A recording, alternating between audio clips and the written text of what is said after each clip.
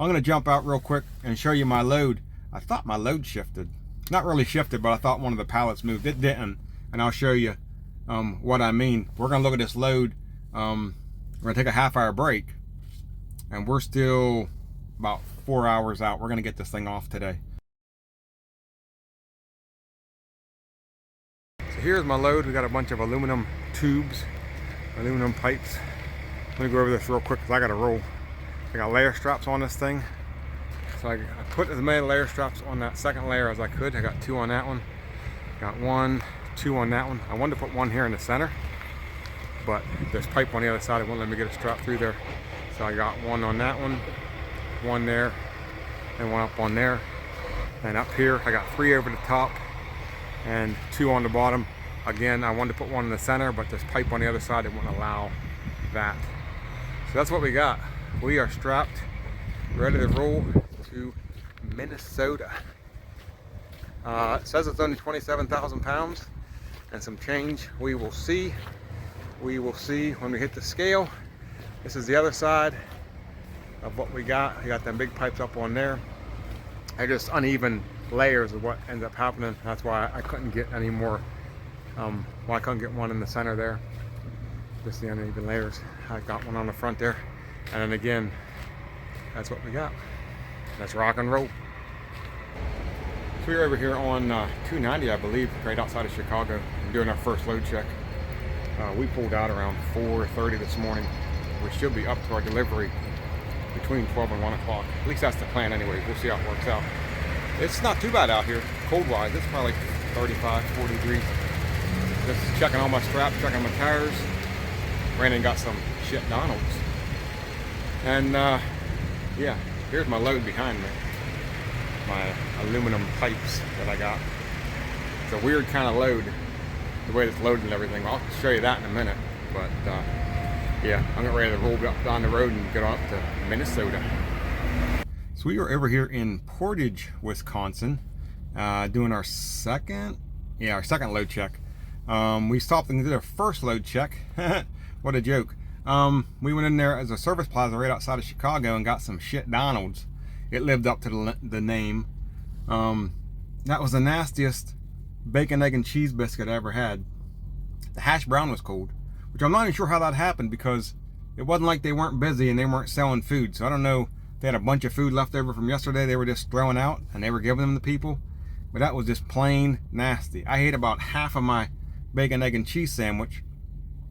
Gave the rest to my dog. He chewed it, about 2 chews of it, 2 bites of it, and spit it back out on the ground and looked at me like, the fuck you giving me? So, I don't know, it's pretty bad stuff. But that's what you get when you stop at a service plaza, I guess.